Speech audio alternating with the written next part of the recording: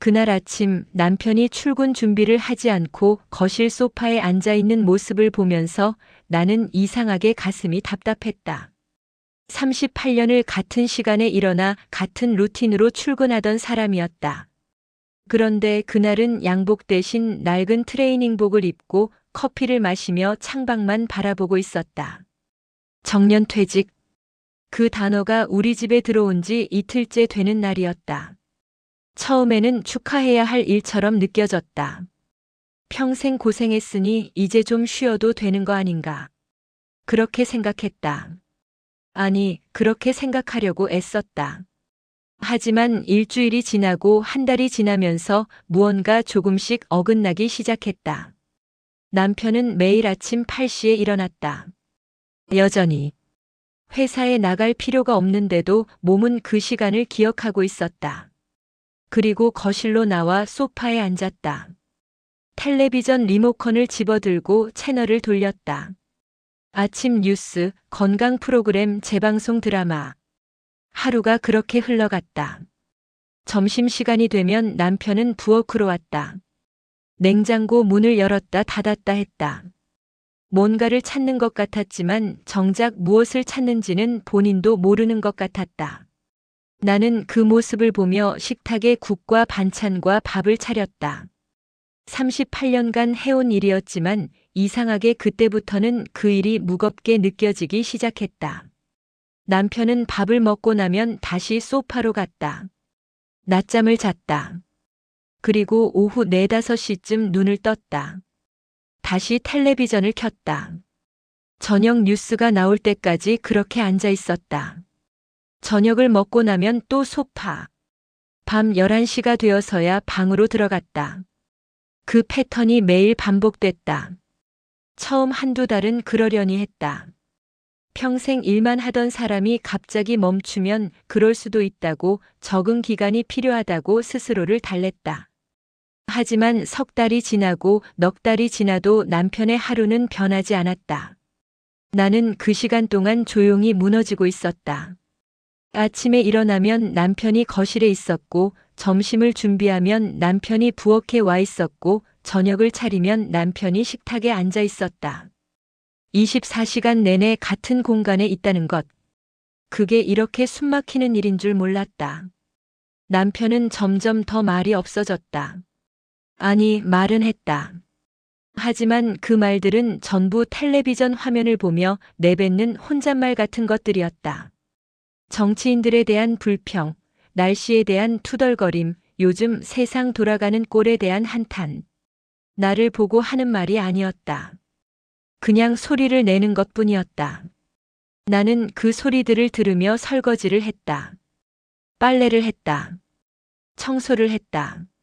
장을 보러 나갔다가 돌아오면 남편은 여전히 그 자리에 앉아 있었다. 마치 집의 일부가 된 것처럼. 거실 소파에 붙박이로 박힌 가구처럼. 6번째 달이 지날 무렵 나는 숨이 막혔다. 정확히 무엇 때문인지 설명할 수 없었지만 아침에 눈을 뜨는 것이 두려워지기 시작했다. 또 똑같은 하루가 시작된다는 것. 또 남편이 소파에 앉아 있을 거라는 것. 또 내가 밥을 차려야 한다는 것. 그 모든 것들이 견딜 수 없이 무거웠다. 어느 날 오후 나는 동네 카페에 앉아 있었다. 오랜만에 만난 친구가 내 얼굴을 보더니 깜짝 놀랐다. 많이 수척해졌다고 무슨 일 있냐고. 나는 아무 일 없다고 웃었다. 하지만 그 순간 눈물이 났다. 내가 왜 우는지도 모르겠는데 눈물이 멈추지 않았다. 친구는 조용히 내 손을 잡아줬다. 그리고 아무 말도 하지 않았다. 그게 고마웠다. 설명하고 싶지 않았으니까. 내 남편이 나쁜 사람이라서 그런 것도 아니고 폭력을 쓰거나 바람을 피워서 그런 것도 아니었다. 그냥 그가 그곳에 있다는 것. 그것만으로 나는 조금씩 지워지고 있었다. 집으로 돌아오는 길 나는 현관문 앞에서 한참을 섰다. 열쇠를 꺼내 들었다가 다시 주머니에 넣었다. 안으로 들어가기가 싫었다. 그 안에서 남편이 텔레비전을 보고 있을 거라는 걸 알고 있었다. 그리고 내가 들어서면 고개를 돌려 나를 보겠지. 그 눈빛 속에는 아무것도 없을 거라는 것도 알고 있었다. 기대도 관심도 애정도. 그냥 습관적으로 나를 인식하는 것뿐. 결국 문을 열고 들어갔다. 예상대로 남편은 소파에 앉아 있었다. 화면에서는 오래된 사극이 재방송되고 있었다. 남편은 고개를 돌려 나를 봤다. 그리고 다시 화면으로 시선을 돌렸다. 나는 부엌으로 가서 저녁 준비를 시작했다. 그날 밤 침대에 누워 천장을 보면서 나는 생각했다. 이게 맞는 건가? 이렇게 사는 게 정상인 건가? 38년을 함께 살았다. 아이를 키웠다.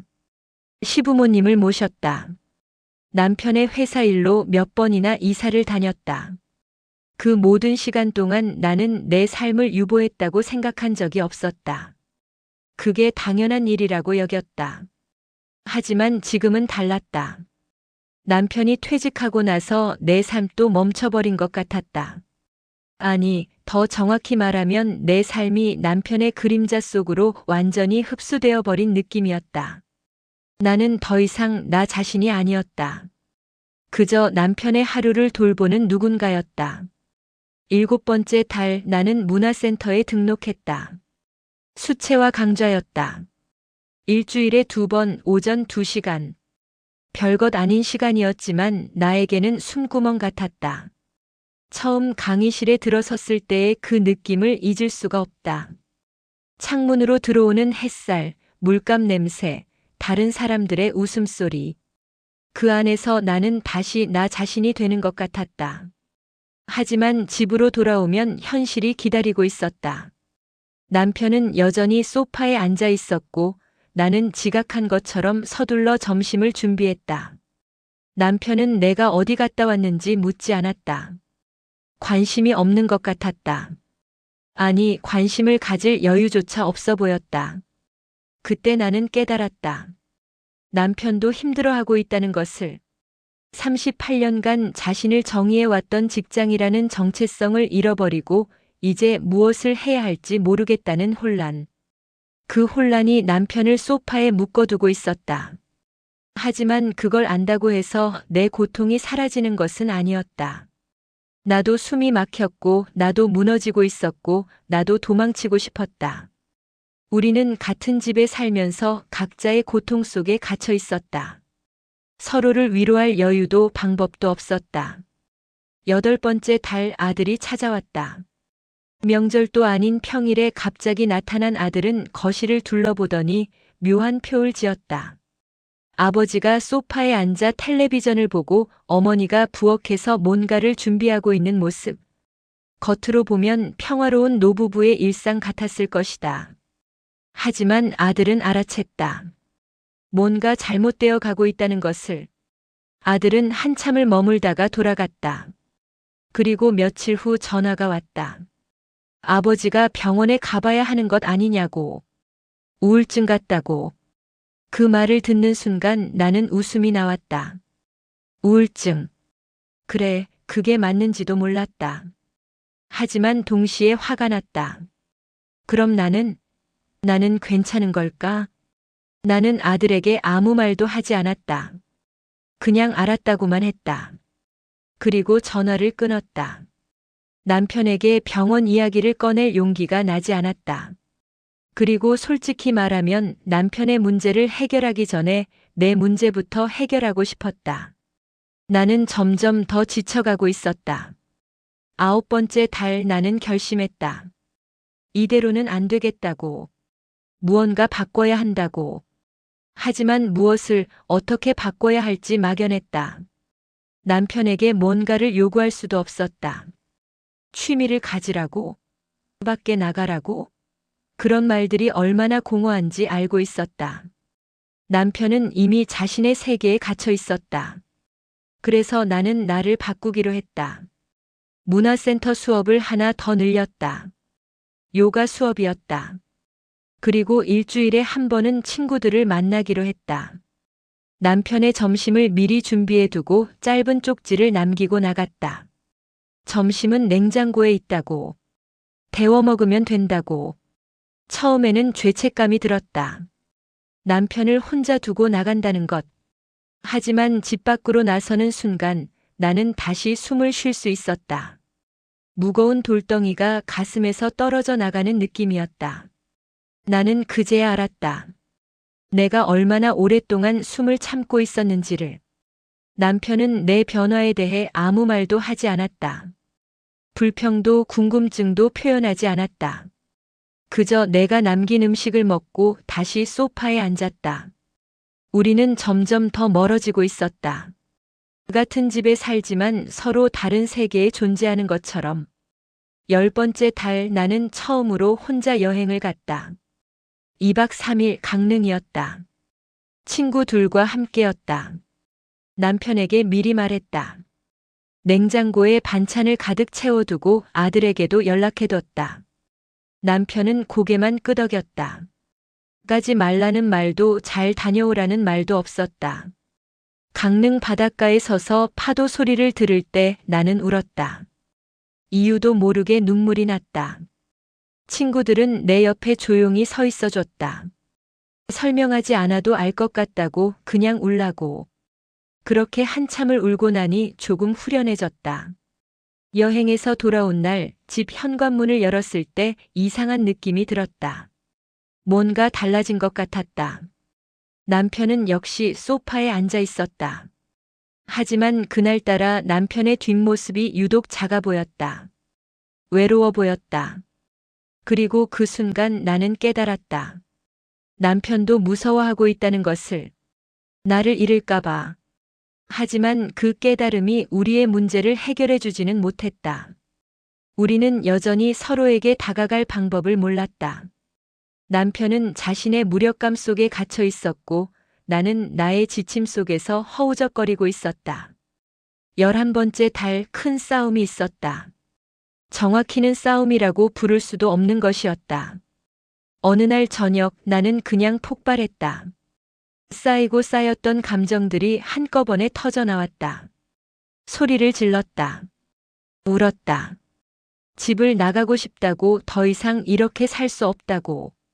남편은 그 모습을 멍하니 보고만 있었다. 뭐라고 말해야 할지 모르는 것 같았다. 그리고 그게 나를 더 화나게 만들었다. 아무런 반응도 없다는 것. 미안하다는 말도, 함께 해결해 보자는 말도 없다는 것. 그날 밤 나는 작은 방에서 잤다. 평생 처음으로 남편과 다른 방에서 잔 밤이었다. 눈을 감았지만 잠이 오지 않았다. 38년의 결혼 생활이 주마등처럼 스쳐 지나갔다. 젊은 날에 우리 아이를 키우던 시절, 힘들었지만 함께였던 그 시간들. 그 모든 것들이 이제 와서 무슨 의미가 있을까? 12번째 달 나는 변호사 사무실 앞에 서 있었다. 이혼 상담. 그 단어가 내 입에서 나올 거라고는 상상도 못했다. 하지만 나는 사무실 문을 열지 못했다. 1시간 넘게 그 앞에 서 있다가 그냥 돌아왔다. 집으로 돌아오는 길 나는 깨달았다. 내가 원하는 게 이혼은 아니라는 것을. 나는 그냥 살고 싶었다. 나로서. 누군가의 아내가 아니라, 누군가의 어머니가 아니라 그냥 나 자신으로. 하지만 그게 이혼을 의미하는 건지 아니면 결혼 안에서도 가능한 건지 알 수 없었다. 집에 도착했을 때 남편이 현관에 서 있었다. 처음 보는 모습이었다. 남편은 나를 기다리고 있었던 것 같았다. 우리는 한참을 그렇게 서로를 바라봤다. 그리고 그때 처음으로 남편의 눈에서 뭔가를 봤다. 두려움, 후회, 그리고 어쩌면 사랑. 그날 이후 남편은 조금씩 변하기 시작했다. 아침에 산책을 나가기 시작했다. 혼자서 점심을 직접 차려 먹기도 했다.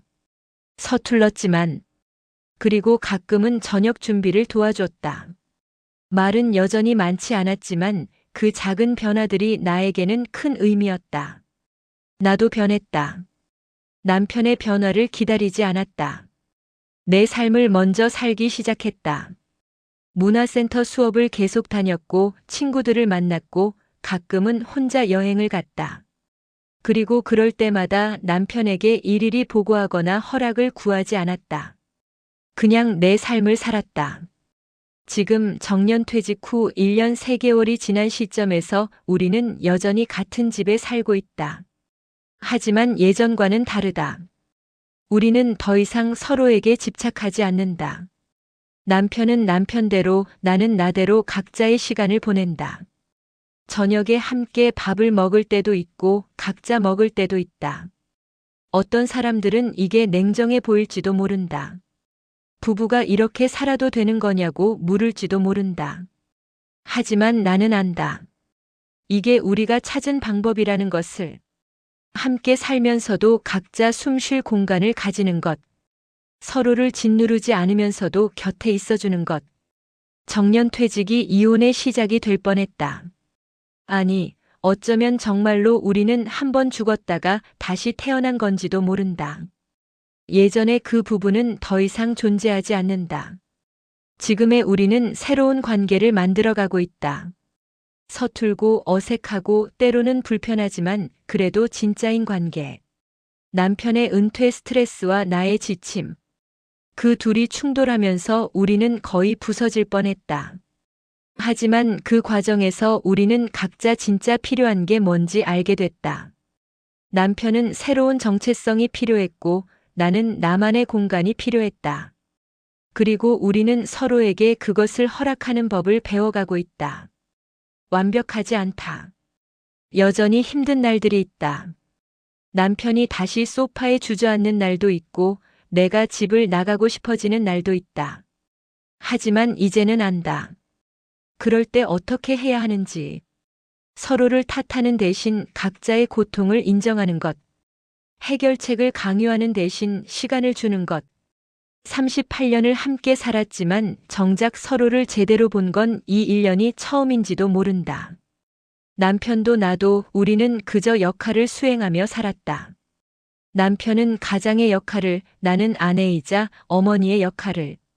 하지만 그 역할들이 벗겨졌을 때 우리는 비로소 맨 얼굴로 서로를 마주하게 됐다. 그 맨 얼굴이 아름답지는 않았다. 주름지고 지치고 상처투성이었다. 하지만 진짜였다. 그리고 그 진짜를 받아들이는 과정이 우리를 다시 붙들어 맸다. 사랑이라는 감정이 아니라 현실이라는 무게가. 요즘 나는 가끔 생각한다. 만약 남편이 퇴직하지 않았다면 우리는 어떻게 되었을까? 아마 그대로 살았을 것이다. 불편하지만 익숙한 그 관계 속에서. 서로를 모르는 채로. 그리고 어느 날 문득 옆에 있는 이 사람이 누구인지 깨닫지 못한 채 늙어갔을 것이다. 그런 의미에서 정년퇴직은 재앙이자 기회였다. 우리를 거의 무너뜨렸지만 동시에 다시 세울 기회를 줬다. 더 정직하게, 더 솔직하게, 더 자유롭게. 남편은 여전히 완벽하지 않다. 가끔 예전으로 돌아가려는 모습을 보인다. 소파에 오래 앉아 있거나 무기력해 보일 때가 있다. 하지만 이제는 그게 남편만의 문제가 아니라는 걸 안다. 나도 완벽하지 않다. 가끔 남편을 원망하고 도망치고 싶어진다. 하지만 그게 나만의 문제도 아니다. 우리는 그냥 나이 든 부부다. 인생의 새로운 국면을 맞이한 두 사람. 서로에게 짐이 되기도 하고 위로가 되기도 하는. 완벽한 해답은 없다. 그저 매일 조금씩 나아지려고 애쓸 뿐. 오늘 아침 남편이 산책을 다녀와서 작은 꽃다발을 건넸다. 길가에 핀 들꽃들이었다. 화려하지도 비싸지도 않은. 하지만 나는 그 꽃들을 받아들고 한참을 바라봤다. 남편이 처음으로 나를 보려고 애쓰고 있다는 것. 그 마음이 느껴졌다. 나는 그 꽃을 꽃병에 꽂으며 생각했다. 우리는 아직 끝나지 않았다. 많이 휘청거렸고 거의 넘어질 뻔했지만 여전히 서 있다. 그리고 아마도 앞으로도 계속 휘청거릴 것이다. 하지만 이제는 안다. 완벽하게 서 있는 것보다 휘청거리면서도 다시 균형을 찾는 것이 더 중요하다는 것을. 정년퇴직 후의 살. 그것은 끝이 아니라 새로운 시작이었다. 힘든 시작이었지만 그래도 시작이었다. 그리고 우리는 지금도 그 새로운 길을 걷고 있다. 함께, 그리고 때로는 따로. 서로의 속도를 존중하면서.